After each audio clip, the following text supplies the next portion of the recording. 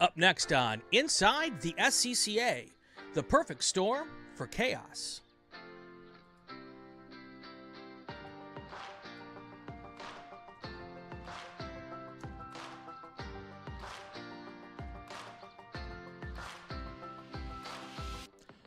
Welcome to this episode of Inside the SCCA. I'm Brian Bielanski. Today, our guest is none other than Greg. Greg, how are you today, my friend? I'm absolutely wonderful, Brian. How are you? Well, let's see if we can change that. No. I'm just kidding. Just kidding. So we're here today. Well, let's do this.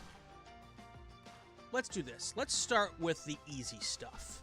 Let's start with the low-hanging fruit. Since you are a first-time guest on the show, I ask all first-time guests the exact same question. How did you get mixed up in this crazy sport that we love?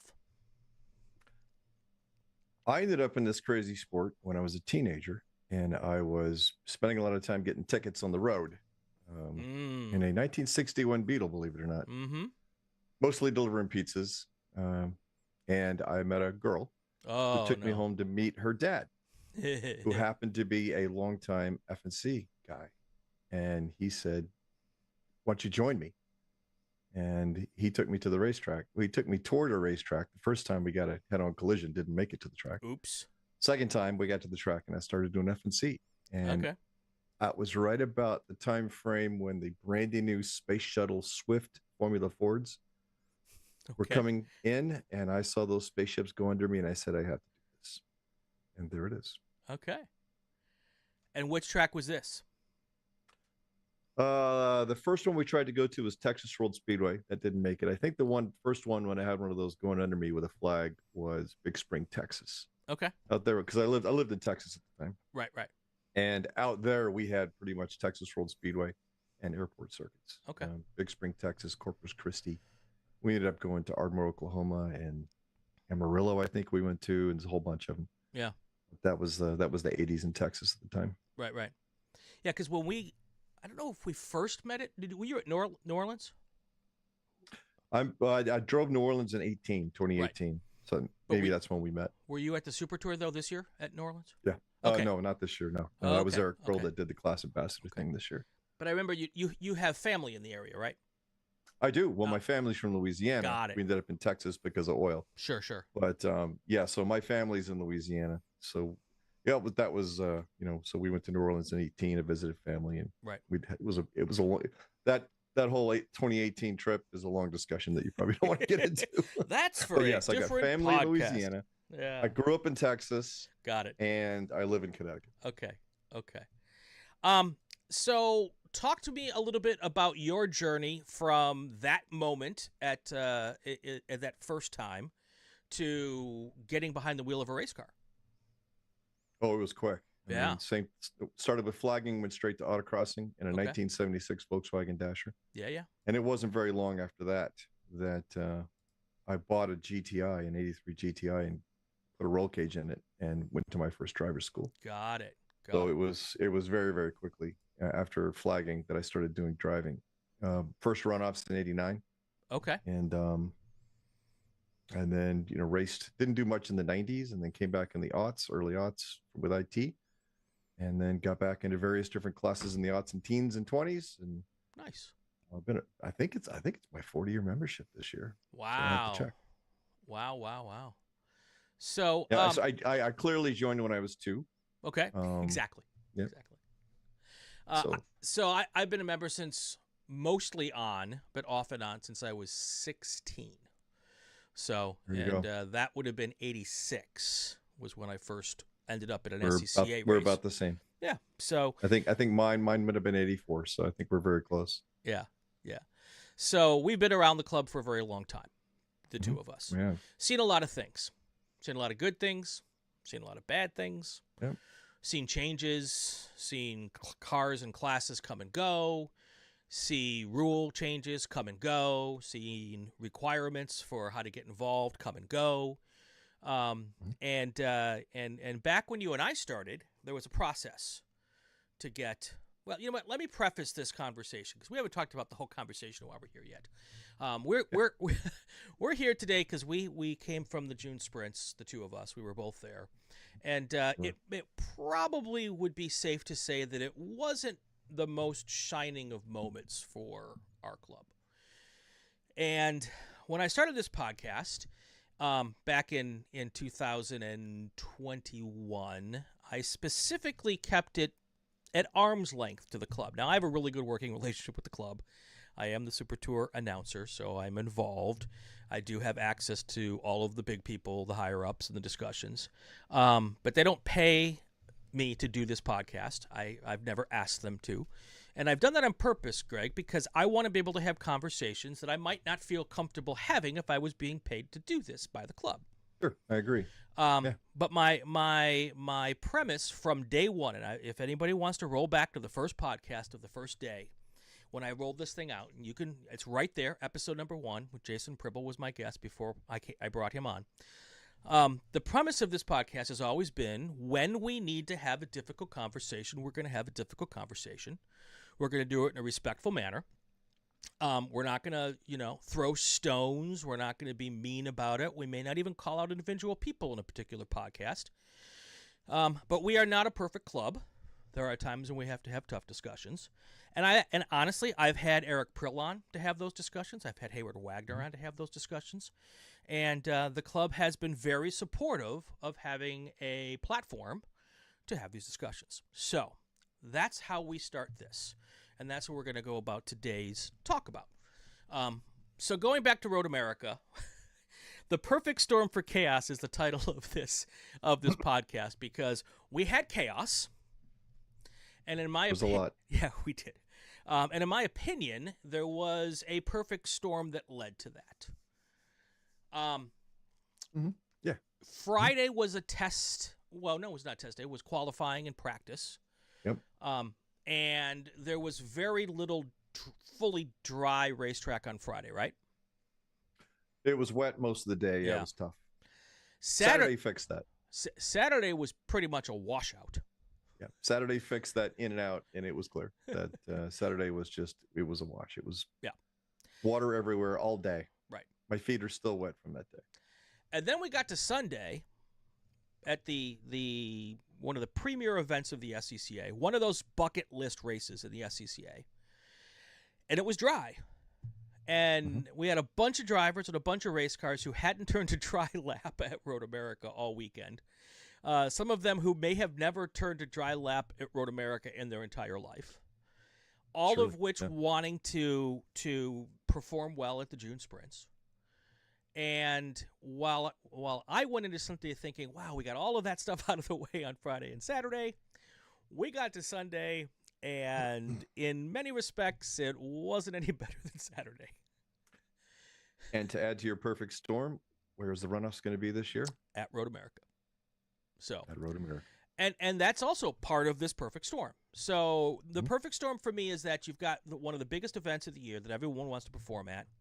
You had, for the first 2/3 of the weekend, horrible weather, so no one really got to learn what they needed to learn on Friday, and then Saturday in qualifying, and then we got to Sunday races. And then in addition to that, we've got was it 500 drivers? I don't remember what the number was. I think we were pushing 600. I think there was 600 at one time, and it pulled back a little bit because of the weather, but it was well over 500 as I recall. I believe we broke the record for the largest turnout for an SCCA road race besides the runoffs. Outside of the runoffs. I didn't know that. I wouldn't be surprised. Yeah, it was. We were looking at the numbers, and I don't have the exact figures of who actually turned wheels when and where, but I know we were knocking on that door, and I'm pretty certain we got that door. So obviously, weather was nuts on Friday, even more nuts on Saturday. Lots and lots of issues with people staying on track and drivers maybe doing things they shouldn't have done. And then we got to a dry track on Sunday with a lot of drivers misgridded because of the weather on Saturday and Friday. Yeah. So you had some national championship caliber drivers starting mid to back of the pack on these races. Young drivers, new drivers. And we had issues in just about every single race. Well, I think we had if one. If I recall correctly, the entire weekend we had one green to checker race. And I think that was in the wet on Saturday. I think it was our last race of the day on Saturday. It was the end of the day Saturday. Yeah, one of the last couple of races of the day on Saturday. Yeah. So. Yep. And so far we're in the same place. Have I laid it out pretty sufficiently? Is there anything I've said so far that's been inaccurate? I agree with it so far. I'm waiting for the punchline though. Something's coming. I can feel it. No. We as a club, as a part of the event, and I talk about these things because we're all part of the situation.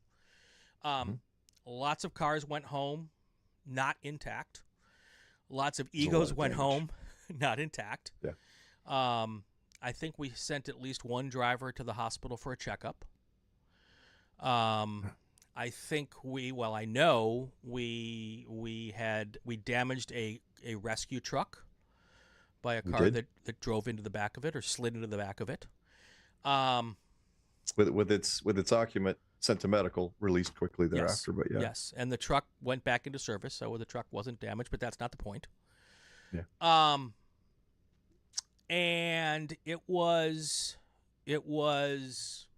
not so great.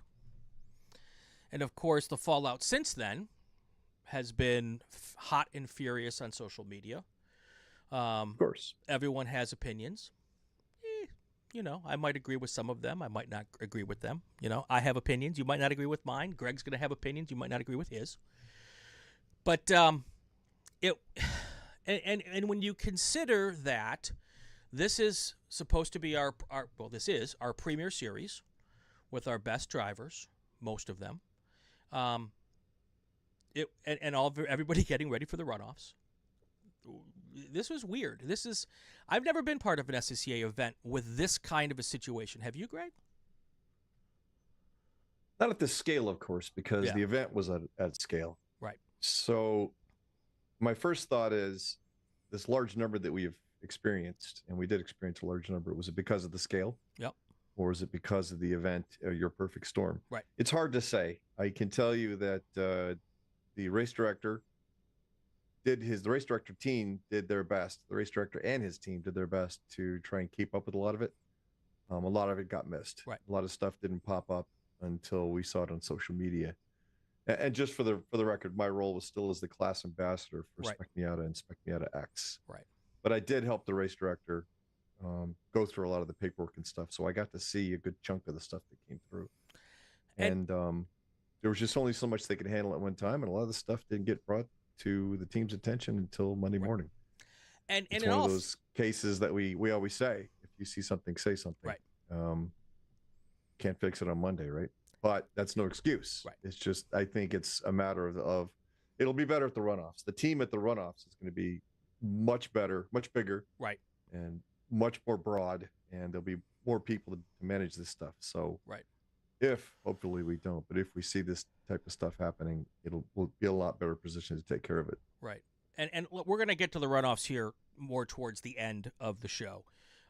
Because I do feel strongly that what happened at the sprints will likely not be the same situation at the runoffs for a couple of reasons. And I'll give you my thoughts on that, and you can either agree with me or tell me I'm full of crap. So, and I'm happy. And I'm happy, by the way, for you to tell me when you think I'm full of it. So there's that's, and I know you well enough. You know me, Brian. We've I was going to say, don't worry about that. We've shared enough adult beverages that I think that the reason I asked you to be on here is because you have a way of sharing your opinion in a respectful manner, and you can tell someone they're full of crap and make them feel okay about it. It was a skill that took me a very long time in coming. Yeah. And I still haven't perfected it, but you'll know. I know I didn't have it when I was 25, and I'm a little better at it now that I'm 54. Not at all. So, there were a lot of cars. There were classes, many races with an excess of 50 cars. And in fact, we had to split one because of the number of cars. We had to split off. What was it? Was it SMX from a prod group? It was B-Spec 2A 2A and 2B. That's right. B-Spec got its own race. There were so many B-Spec cars that they got their own race, which I think is fantastic, by the way. Yeah, fantastic. And it wasn't just the huge fields and the classes we expected. It wasn't just the Spec Miata and the Spec Racer Ford, which always have big fields.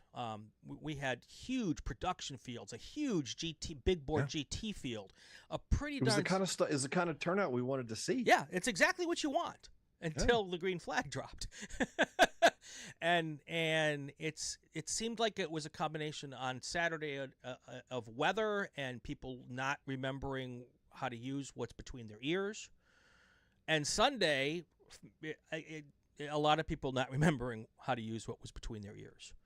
Now that you've had 2 weeks, or was it 3 weeks now? 2 to 3 weeks, whatever. Yeah. To ponder, and you have a lot more inside information than I do, some of which I'm guessing you probably still can't share or don't even want to. When you look back at all of the things you saw on the track, as well as the paper that went flying past you, can you put a finger on any one thing or a handful of things? Well, there was high level of frustration, I think, because of the weather and the misplacement and things like that, but also a low level of patience. Having driven Road America several times, you can be going down the front straight and you're looking at turn one and you've already convinced yourself by the start finish line that you're going to pass somebody going into turn one. Right. And you're not mentally prepared for an alternative. Right. So we saw a lot of things going into turn one. Same thing with turn 5. Right.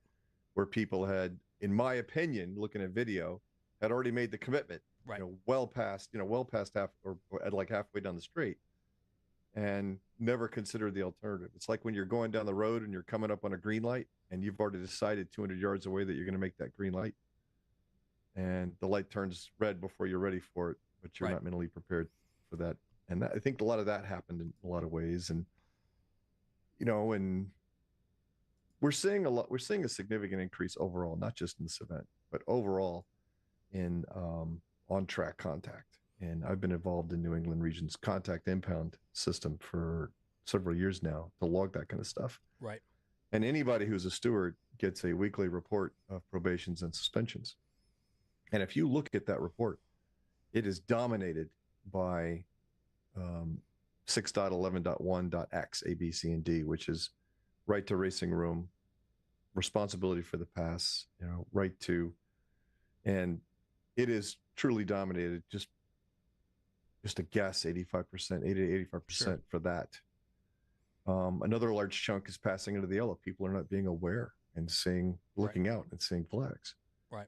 And they're passing into the yellow. We had an incident at Lime Rock last month where 2 guys raced through some back markers under a yellow flag that was covering a car on the side of the track. They ended up having contact and hitting the parked car. Awareness and, just paying attention and strategy. And it just, we're thinking, you asked me for my opinion, and I think we're thinking just shortly past our hood and not really thinking, we're thinking more of at a tactical level and not at a strategic level. Right. Is that the case for everyone? Of course not. Right. Sometimes things do happen, even though I'm very much against the idea of racing incident being an acceptable excuse. Right. But you take all this together along with your perfect storm and the idea that this may be your test session for the runoffs that you really and truly want to win. And we started to see people maybe driving beyond where they need to be. Yeah. And having contact. There's only 2 parts of the perfect storm, in my opinion, that are Road America specific, which would happen whether there was good weather or bad weather. And I'm just going to throw those out there. We don't have to necessarily discuss them so much. But Road America is being 4 miles long, is the racetrack that the SCCA drives on, which allows for the largest number of cars. The rule. I think we can put 100 dot something. Yeah, it's like 100 and a quarter cars. Yeah, I don't think it's that many. It's 25 cars. 25 cars a mile per mile. It's a 4-mile track. So, yeah, so it's at least it's 105 maybe. That's something you're not going to get anywhere else. And then the second part about Road America, because it's 4 miles long, and Ed Zabinski and I talked about this on our preview show. Road America only has, like any racetrack, a handful of decent passing zones. And because it's 4 miles long, you only are doing 13 or 15 laps. So let's say there's 3 good passing zones. And if you're doing 13 laps, that gives you 20, 30, 49, 52. See, that's how a Pollock does math. 52 good passing zones in a 13-lap race. And I probably did the math wrong. Passing opportunities, yeah. Good passing opportunities. And you don't want to miss any of them, you know. So whereas if you've got 25 laps and you still have those same 3 in another different track, now you almost double that. So you have a limited amount of opportunities at a track like Road America to make those passes happen. And I think that maybe gets in the driver's mind, subconsciously or consciously, that I got to get it done. I got to get it done right now. Could be lap 1, could be lap 2, could be lap 13. I would agree with that. Sure. If you had more opportunities because you get more laps, you might say, "Oh, you know, I'm going to back out of this one because I'm going to get another shot at this." And also because you might have 80 or 90 cars, you know, you've got to get around a lot of cars to get to the front. Qualifying becomes very important. Very important. So, and of course, we're doing mixed class racing. Now, this will play into my thoughts on the runoffs as well when we get to later in the show. So those 2 things you can't get rid of at Road America. The weather, obviously, that's the wild card on Friday and Saturday, and then the recovery of that. But there's a lot of situations I'm seeing where, okay, you want to do your best at the runoffs, Greg, but you're 60th on the grid. You're not winning this race. Oh, yes, I am. Now, you might be 60th on the slowest car in your class. So maybe you're only 60th on the grid, but you're 10 cars behind your car in your class. So there's that. But sometimes you just have to say to yourself, you know, I'm here to get some experience because I'm going to the runoffs. Why am I taking people out on the 3rd lap of the race if I'm starting 60th? That's a long-term view. It is. Most of us don't think that way. It's hard to think that way in a sprint race, isn't it? We think about the next 40 minutes of our life. We don't think about how that, you know, how the next 40 minutes could value the next time we go there. Right. It's about today. And I think that's the way motorsports works. It's all about the next checkered flag. Right. But we always say you're only as good as your last race, right? Right. And if my last race, you know, if I crash into a car going through Snake, that's my last race. Right. But, you know, we've all heard the maxims, you know, to finish first, you must first finish. You know, you can't win the race in turn 1, but you can lose the race in turn 1. So, you know, you also have to kind of short term in the shortest of term that we have. There's got to be some thought process there. How do we teach that, or how do we get that back? Well, I don't think, and as you were saying that, one word kept popping in my head, and that word is respect. Mm-hmm. And the reason I say that in context is that we don't have to teach that necessarily. We can't teach it because it's all about culture and attitude. We can change our culture. We can work our culture. But the one thing that you notice as you're doing regionals, majors, super tours, really anything with any organization, is that if you respect the people around you, you're gonna do something different. You're gonna treat them differently. If you're paddocking with these people, and you're gonna be drinking beer tonight around the campfire together, you know, you're not gonna run into that guy. You're gonna give him some more room. And generally speaking, we don't do that. I don't want to say we disrespect each other, but we don't have a basis for respect, being that we hang out and we spend time with each other and we work on each other's cars, because I know if I wreck your car, I'm going to have to help you fix it tonight for the race tomorrow. Does that still happen as much as it used to? It does locally. It does regionally. I think another thing certainly happens regionally at the sprints, because of the runoffs being there. You know, the Super Tour, there's a handful of drivers who are going to a lot of Super Tours, and they get to know each other. But in a lot of cases with the Super Tours, you're mixing those handful of drivers with the local guns. And they might not know each other. They might not paddock with each other. They might not have those relationships. I may never see Greg again for another 12 months. and we haven't grown that relationship. It's even multiplied at the sprints because you've got people coming in to get their test session for the runoffs, and you might even have more guys and gals out there who've not played together and don't have that relationship that, hell, well, you know what? Greg gave me a break last week at Blackhawk. Maybe I'll give him just a slight break right now and go after him next lap. That's a different scenario also at this particular event. Yeah, I do agree with you in that regard. I only paused because I don't think it was specific to this event. I think it was just more evident in this event. Yeah. It was at a grand scale. Having gone to all the Super Tours this year and seen it, and I tend to follow the majors in the Northeast. Right. And even at the regional level, it's honestly the idea that contact is acceptable, that racing incidents happen, that rubbing is racing. Yep. It's pervading us at all levels. But I think, in my opinion, the June strengths, it really came to the fore because the idea that we got, how many races did we run? We ran 18 races, right? Yep. No, 10, we had 10 races per day or 9? We had 8 groups, 8 and 2A and 2B. So it was 9 races each day. So we had 18 races on the weekend, and one of them didn't have a yellow in it. I'm not talking about local yellows. Right. That may have, I'm sure it happened. I'm talking about we had to go full course yellow. Yeah. In every race except one. And the causes were contact, obviously. Right. Could be solo performances. Somebody drove off the track, tagged a wall, and had to get moved. Could have been guys getting into each other, right, guys and gals getting into each other. But the fact that we as drivers sat back and looked at the weekend and said, we didn't do this once, and my group was the one that did it. It makes me ponder what it is that we as drivers are doing wrong, and I think it has more to do with culture and attitude than it does anything else.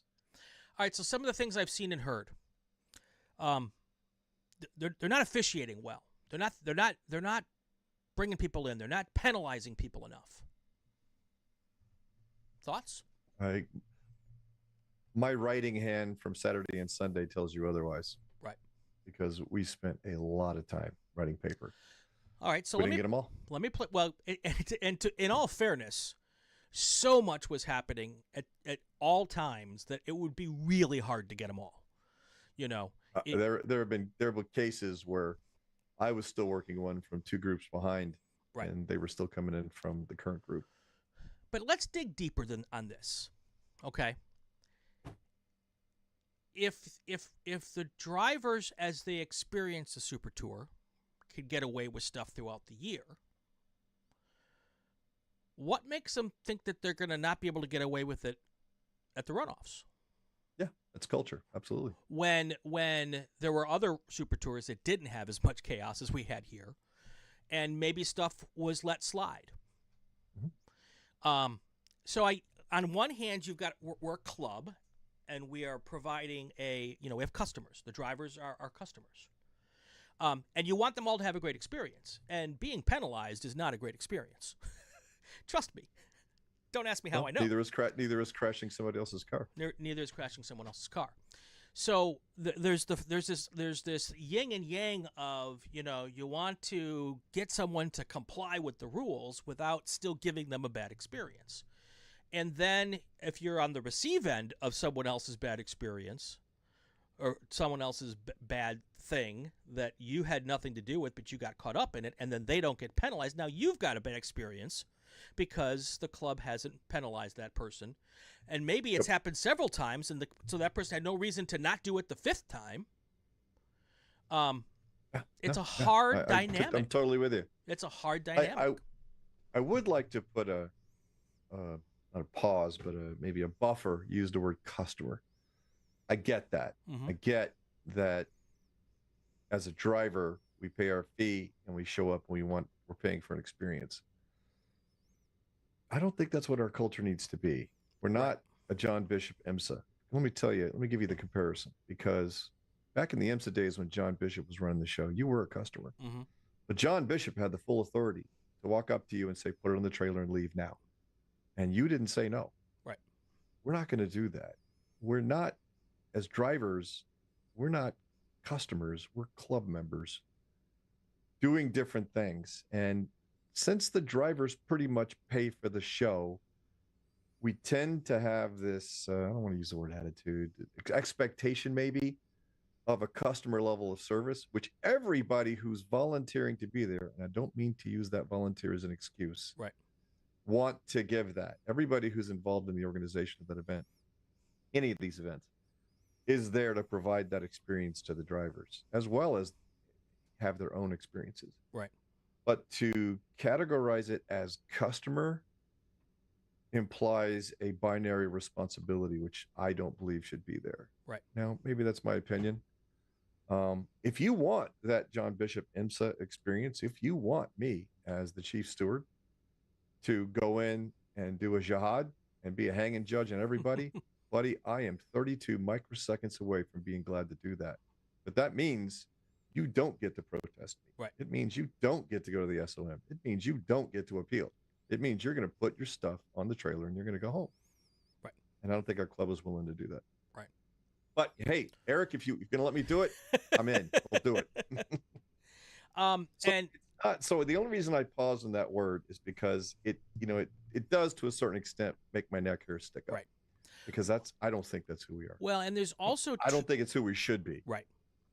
There's also two different groups of people running our events. And I don't think people understand that.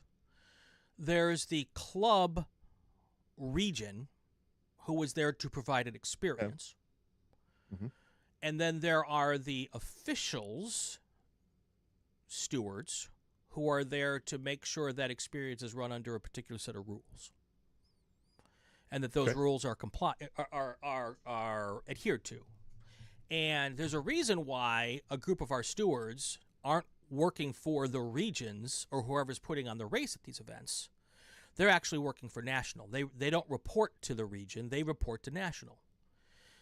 In the case of a super tour, that is correct. Yes. I believe at all the majors. The race director and his staff, right, the stewards, they're all reporting.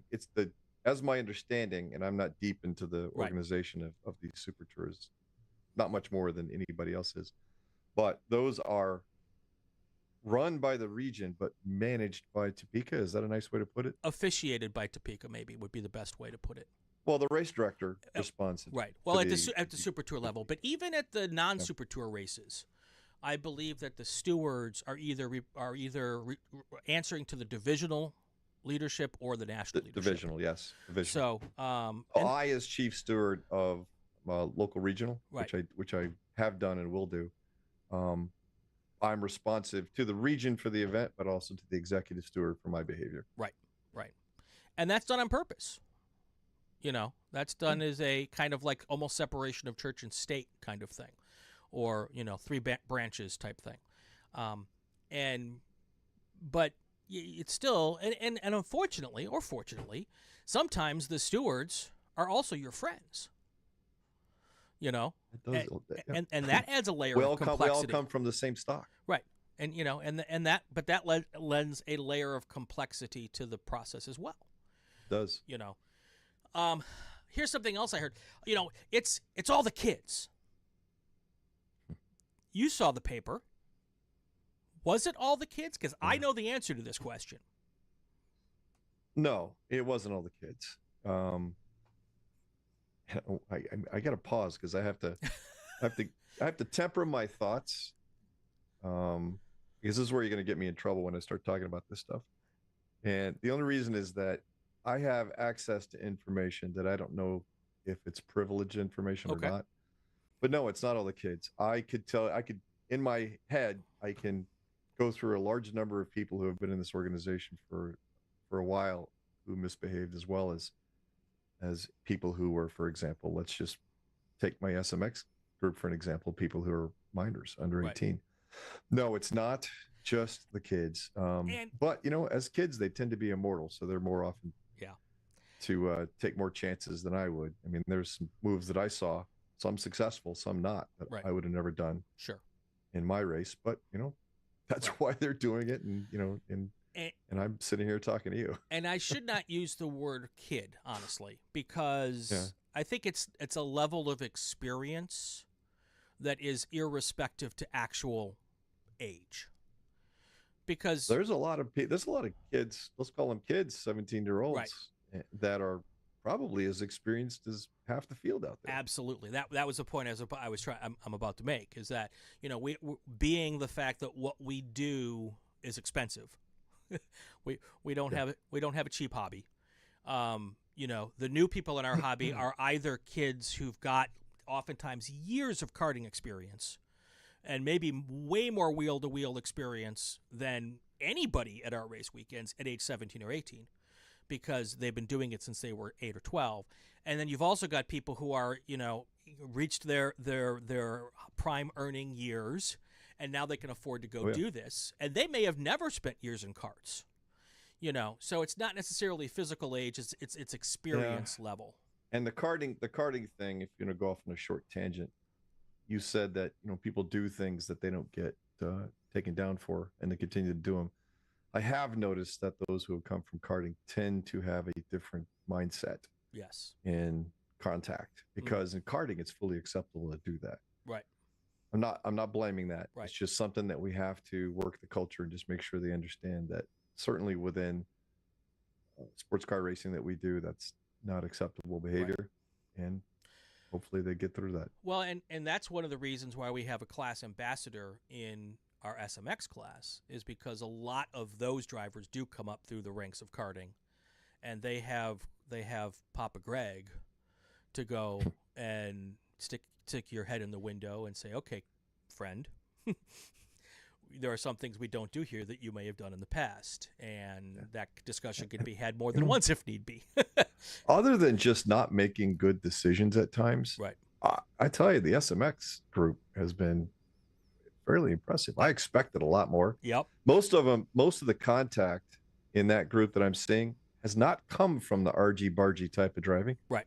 It's come from just what I would disagree with decision making that they did. Right. And that's easy to work through. Right. Yeah, and that's you make a bad decision and hit another car, you have immediate feedback that, oh yeah, I shouldn't have done that. Yeah. And hopefully you'll remember that next time you're put in a similar situation. Yeah. Let's see, what else is there? There's just way too many cars on the racetrack. That doesn't bother me one bit. I mean, if you can't handle multi-mark racing and you can't handle a lot of cars on the track, no comment. Okay. it's part of the game. It is. God, back in the Firehawk days, how many short and stock cars did we put on the track at one time at Watkins Glen? I think we were halfway around the track when the green came out or something like that. Yeah. It's not that. It's just I think it goes back to respect. Right. Is that, do the best you can, get to the front of the field for your quali, and if it doesn't work out and you're in the middle of a very, very large pack, deal with it, manage it. It's part of driving. We started figure it out. 88 sports Renaults in 89, 90 when my dad was in sports Renault at the June sprints, and nothing happened in those races. And we did that for year after year after year. I mean, it wasn't just a 1 year thing. There were 60, 70, 80 cars year after year after year. And sure, incidents happened, but nothing at the level that we had this past weekend. No, and in fact, I actually really like large fields, especially if I'm stuck in the middle, because that's when the driving skills and the planning and the strategy really comes to the fore. Yeah. You see the people, they talk about how rain racing brings out the best drivers. Right. I think being in multi-mark and learning how to pass and be passed, because it's an art. Yeah. There's as much of an art in getting past than there is in passing. That's when you really see some strong talent come through. Right. Some people want to be a Max Verstappen and get a 20-second lead and see you later. Yep. Yeah. And some of those people who are good enough to get that 20-second lead and walk away when they have people challenging them don't always respond in the best of ways. Like, if there's any recent events like Max Verstappen. Oh, that's going to cause a storm. Oh yeah. I'm trying to think of any of the other big. We allow people in these super tours who are not who haven't been through the coming up process like we used to do it. Now, let me tell people who aren't familiar with how we used to do it. Back in the day, we had a regional national program.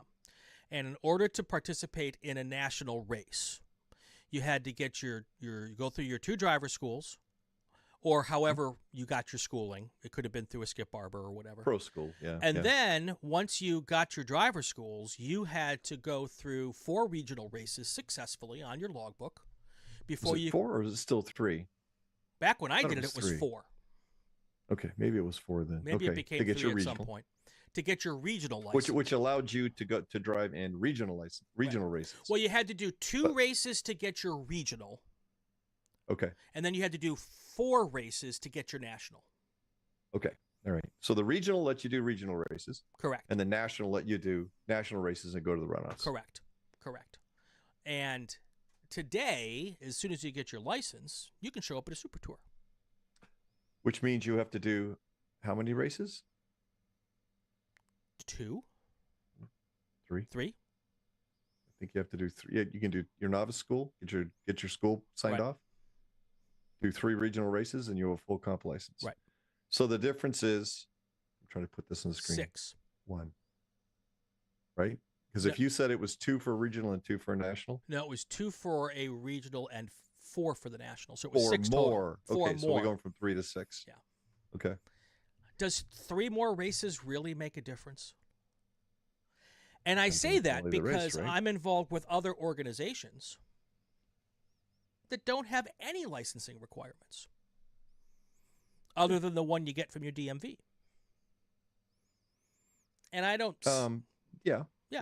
And well, we're not putting them on the June sprints with 80 Spec Racer Fords, though. That's true. But they're putting them at with 100 cars at Daytona. Legitimately, and I'm not making that up. That must be interesting to watch. It is. Obviously, it's an endurance race, and there's less immediacy in an endurance race to get to the front fast. And you can work your way into a stint because you're doing a 2-hour stint or a 1.5-hour stint. So there's some differences there. I get it.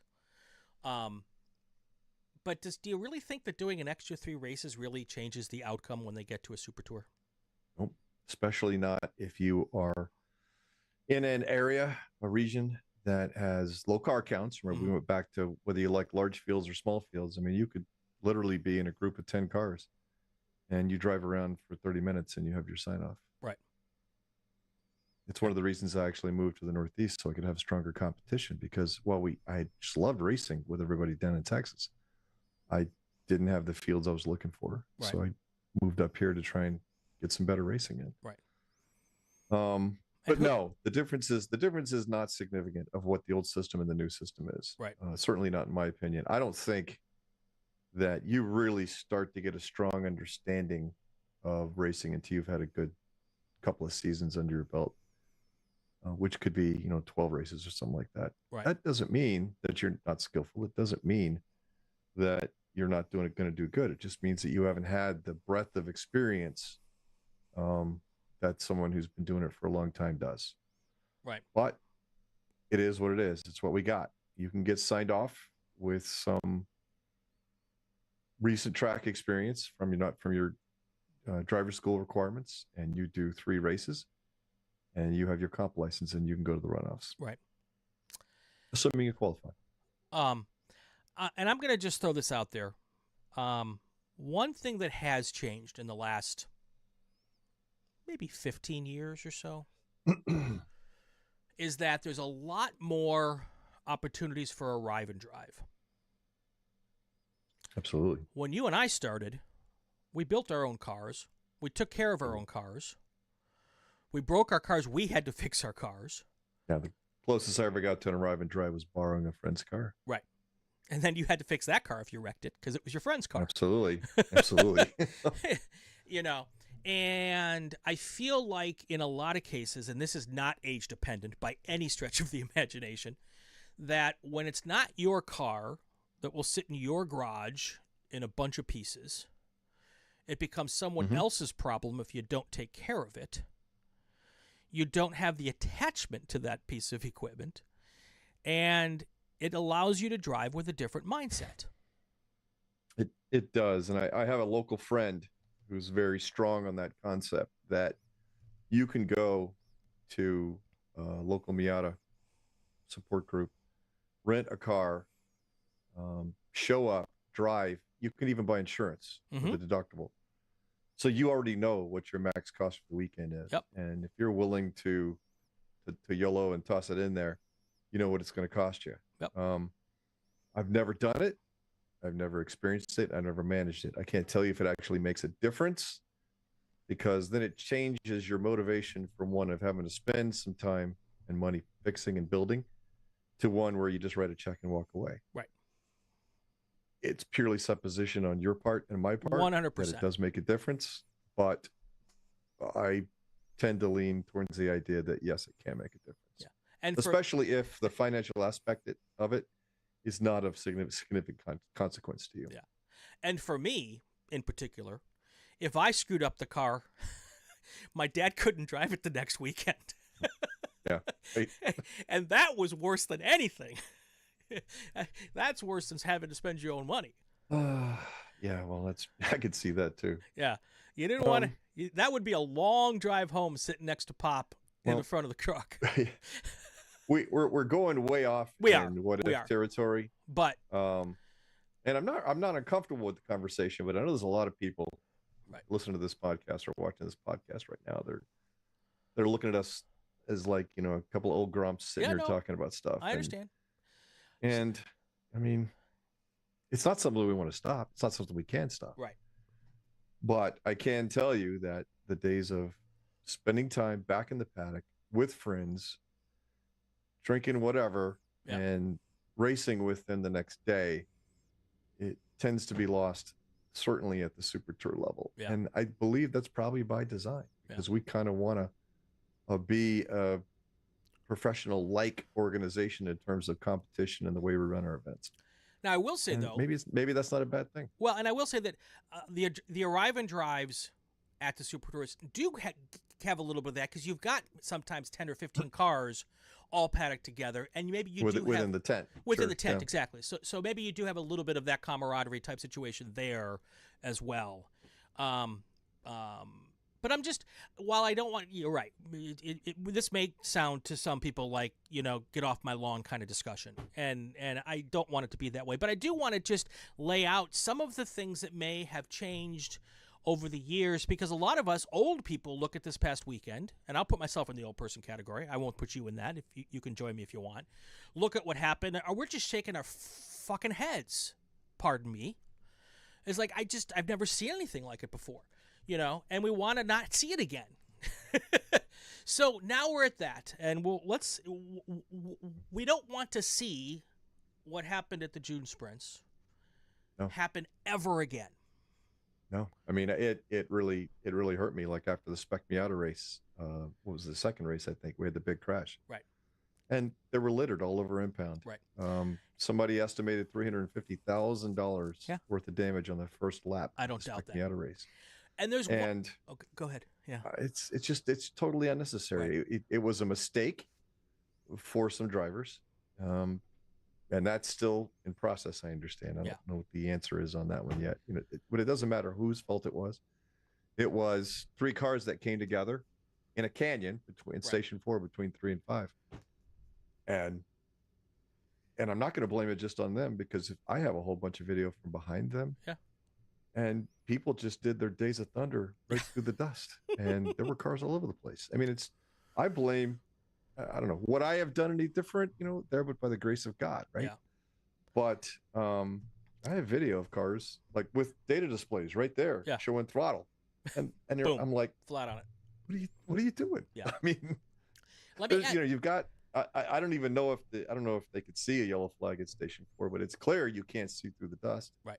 And you see cars spinning off to the right and the left. Yeah, if you see the dust, you might suspect that there's going to be a yellow flag up there.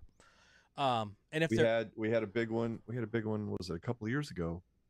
From 7 to 8, same thing. Big cloud of dust. Cars were wrecking, and guys just kept charging on through. Right. And somebody got really hurt from what I recall. Before we talk about how try not to ever let this happen again, there's one other layer to this onion that is really new, Okay. and that is Wait, I'm gonna pause because I promised you that I was not going to drink a beer before this. But go get in. Yeah, I'm good with that. I should have had my glass of bourbon here. But I think I'm going to start with a beer because I'm starting to get a little parched, a little hoarse. Got it. The last layer to this onion, which has nothing to do with happened on the racetrack, but makes it more discussable, is that it all happened live on YouTube for the entire club, coast to coast, to watch and comment, and then all of that, and we have social media now, so everybody who is involved and everybody who wasn't involved can have an opinion on the situation. This could have happened at the June Sprints in 1990, and 1,000 people would know about it.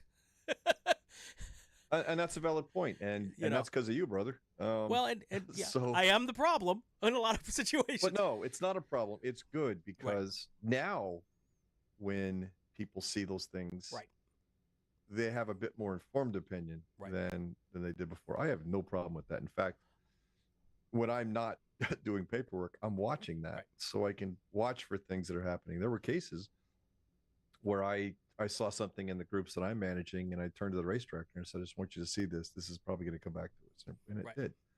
I'm totally okay with that. And I think that's also... what I don't like is when people see something and they don't have the full picture of like all the other videos and talking to the drivers. Right. But it's not wrong. It's video. It's what happened. It's reality. And I also think that while it's there for everybody to see, it's also there for everybody to learn from, and even people who weren't there could say, man, I don't want to be part of that ever. So maybe I need to rethink a little bit about what I do, or maybe they won't. I don't know. I can only be hopeful. All right. So do we have any ideas? Do you have any ideas? Do you have any thoughts on solutions? No, I don't. Because if I did, we'd do them. What everybody wants us to do is to start throwing down the ban hammer and start to throw suspensions and probations at people. Not necessarily clear that is the right solution. I think that the egregious action should be addressed and logged. That's why, for example, we have the CSA 1 point that was added, I think it was a couple of years ago. I think it was 22. So CSAs, Chief Steward's Actions, where the Chief Steward effectively has the ban hammer and can throw down a penalty, probation.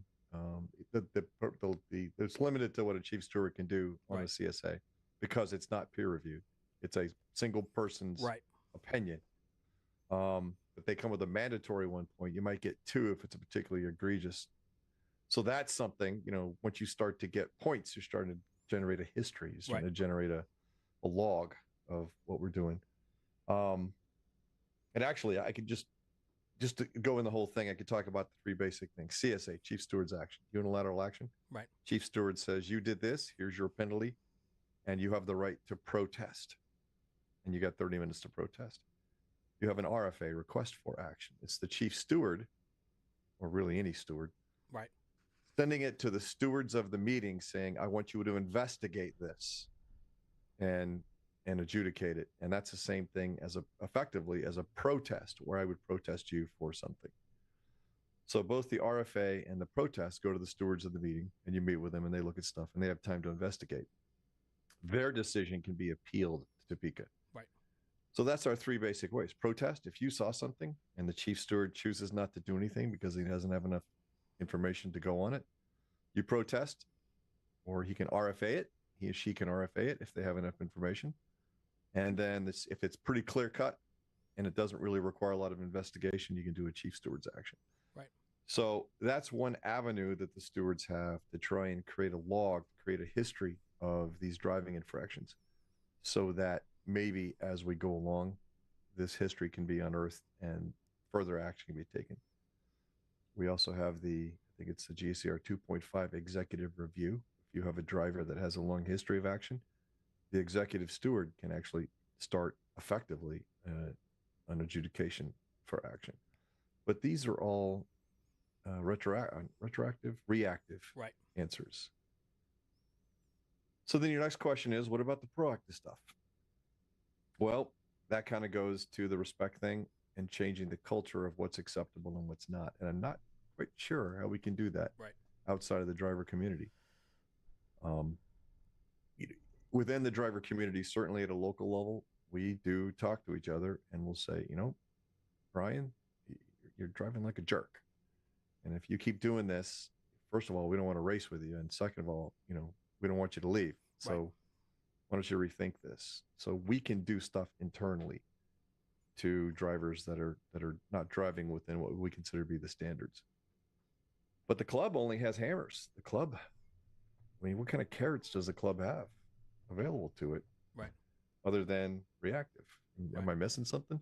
No, I don't think so. I mean, there was a big push a couple of years ago, green to checker, where that was talked about. It was discussions. There was this, I have stickers, green to checker stickers.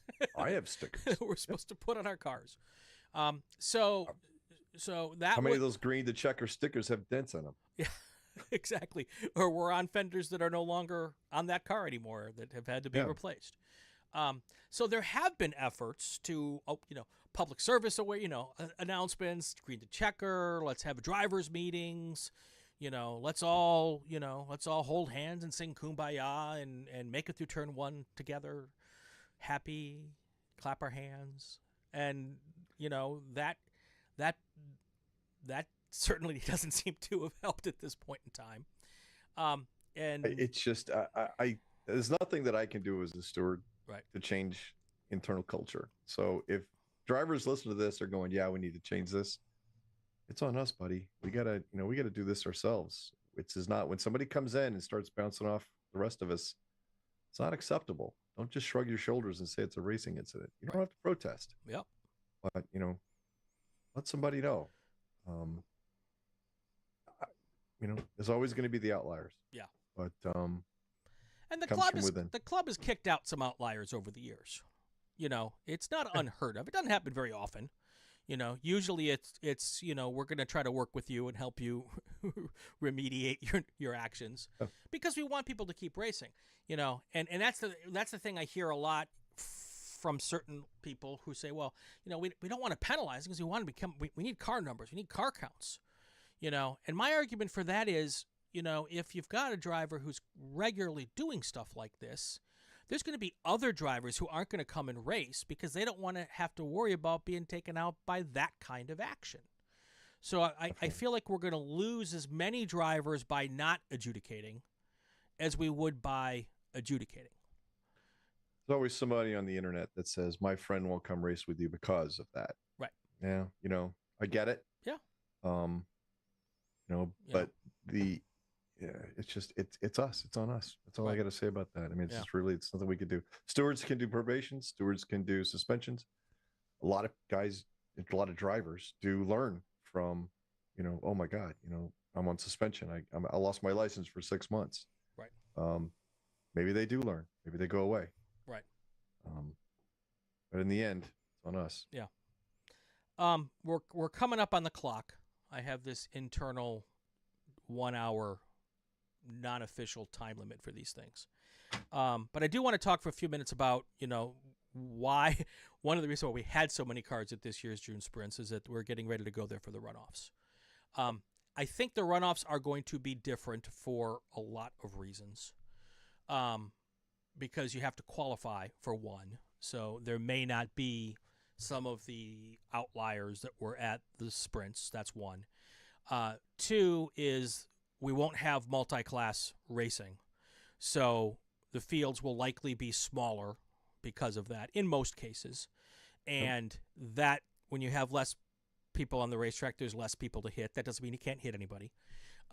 But you're also going to get more cars that are like each other in speed, and you eliminate the skill and the deftness required to navigate multi-class racing.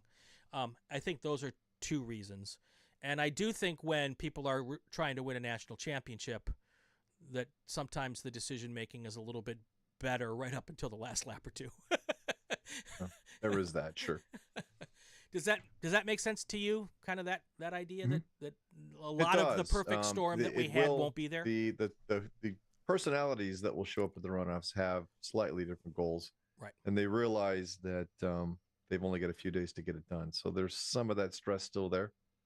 I don't necessarily agree that the runoffs qualifications clips away a large chunk of the people who could be there, because in my opinion, it's not particularly difficult to qualify for the runoffs. Right. And at the moment, looking at next year's requirements, I don't think it's going to be that much more difficult. Right. We're going to clip away the divisional series. I don't think that brought a lot of bad blood in. Right. We got rid of the pro series for last year. I don't think very few people came in through the pro ranks. Right. So all we're doing is go look at the majors points and Super Tour points, and look at the difference between the top third and the top 50th percentile, top half. Right. But you're right though, in that multi-mark racing will be very limited. I think we do have some qualifications that are multi-class, but not significantly, and they're going to do their best to minimize the conflicts. Right. And but yeah, I think it will compress the talent and capabilities a lot more. So I would agree with you in that regard. Right. Right. And if you wreck your car on Thursday, you're done. Right. So don't do that. Yeah. Still the chance for weather. I mean, it could be snow and not rain, but it could be a freaking heat wave. That's true. At Road America in September. You just never know. That's true. What do you bring to the track? Everything. Everything. Yes, I grew up in Wisconsin, so I'm well aware of the and you could get every season in that week of the runoffs. Yeah. So, but it's a great place. I just adore that place. Oh, it's one of my favorite tracks of the whole country. I grew up there, so there's a big place in my heart there for that racetrack, and I don't think it's the fault of Road America what happened at the June sprints at all. Oh no, not at all. No. No, I just got to figure out how many Brett Eggers I can get in for the week. Well, I mean, one every morning. One? At least one. At least one. Any final thoughts before we head out? Any words of wisdom, Uncle Grant? To wrap up your whole concept of this broadcast, we can do better, and I think we will do better. And I really hope that we take the disappointment, or that all of us take this disappointment in what we saw there. And a lot of people took home a lot of broken cars, and that we rethink how we do everything at all levels, not just the June sprints and not just the Super Tour or the majors, but even at regionals, and instill upon the people that we race with that we do this to do this, not to be around our friends, not to take them out. And we'll see what happens. Yeah.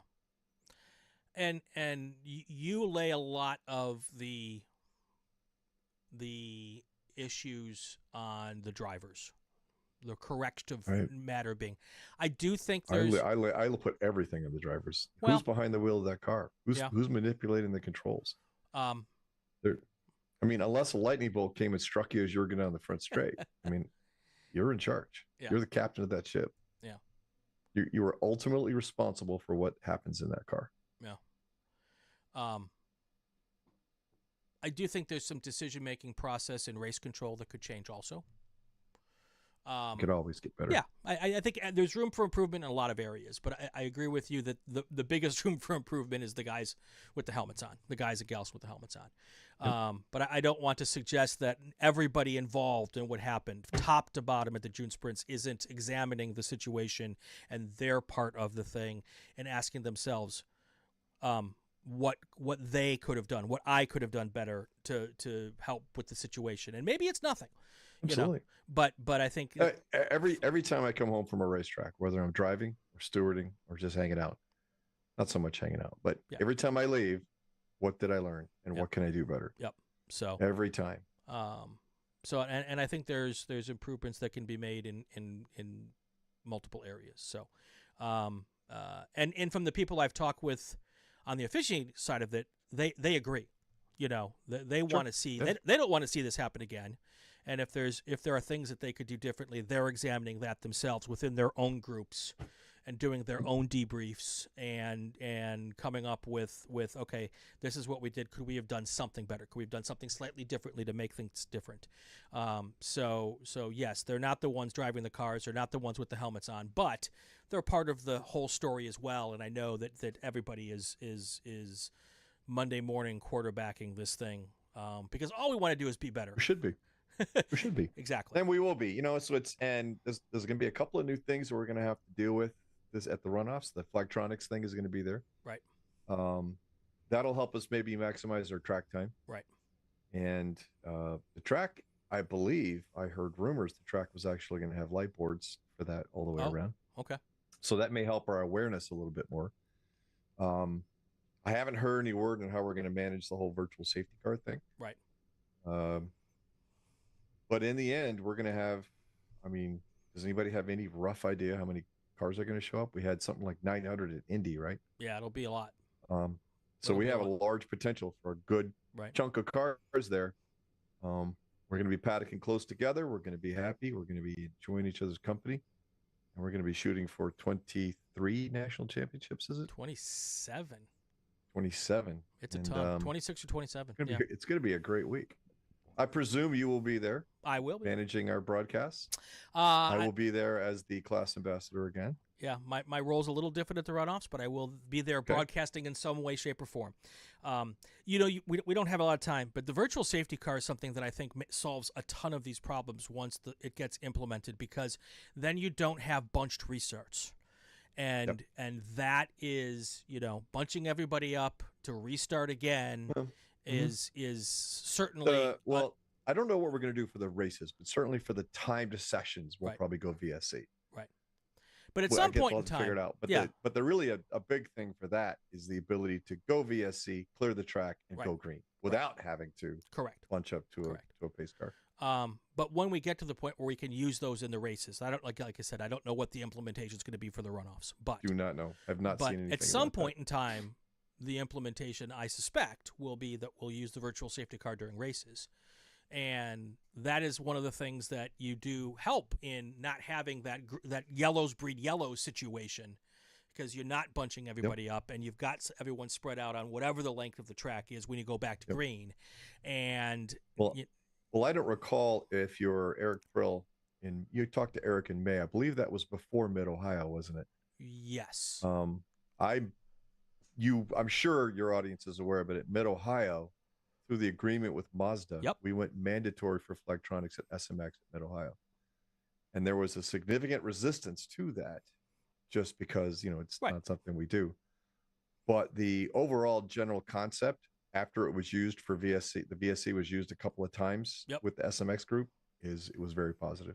Incredibly positive. Yeah.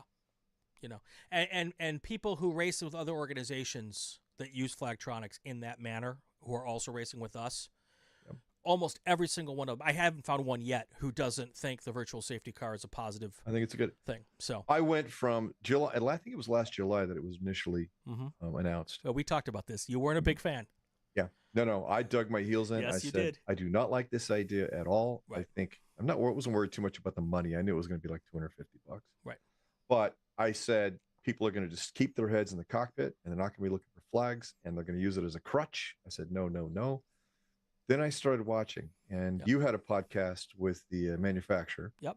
And we had a convention presentation on it. I watched it at last year's runoffs. I bought it and put it in my car at the runoffs last year. It was great. It told me I just crashed. But I watched the implementation at the runoffs, and I've been watching it this year in the Super Tours, and I'm coming around and I see its value. I still want to make sure that you guys and gals keep your head outside of the cockpit. That's not what this is for. Right. There's so many things that we can do with this thing, but only when it's fully implemented. Right. Yep. So we'll see what happens at the runoffs. Greg, thank you. My pleasure. Appreciate that. Hopefully the next time we'll have you on, it'll be a different discussion. It'll be much happier. As long as there's beer involved, you get me anytime. I love it. All right. There's a button. There it is. It's going to do it for this week's episode of Inside the SCCA. If you like what you're hearing, subscribe to the RacingWire Podcast Network so you won't miss any episodes. It would also be great if you leave a comment, especially a good one. Follow us on social media to find out who our next guest is and leave questions. On Twitter, it's at RacingWireInfo. There's a new Inside the SCCA every week. I'm Brian Bielanski. Have yourself a fantastic weekend. Stay safe and go play with cars. Hi, I'm Kelton Jago, and this is Inside the SCCA. Inside the SCCA is a presentation of the RacingWire Podcast Network and Rural 15 Productions. This podcast is not affiliated with, endorsed, or sponsored by the Sports Car Club of America. The views expressed within are those of the host and our guests, and not that of the SCCA.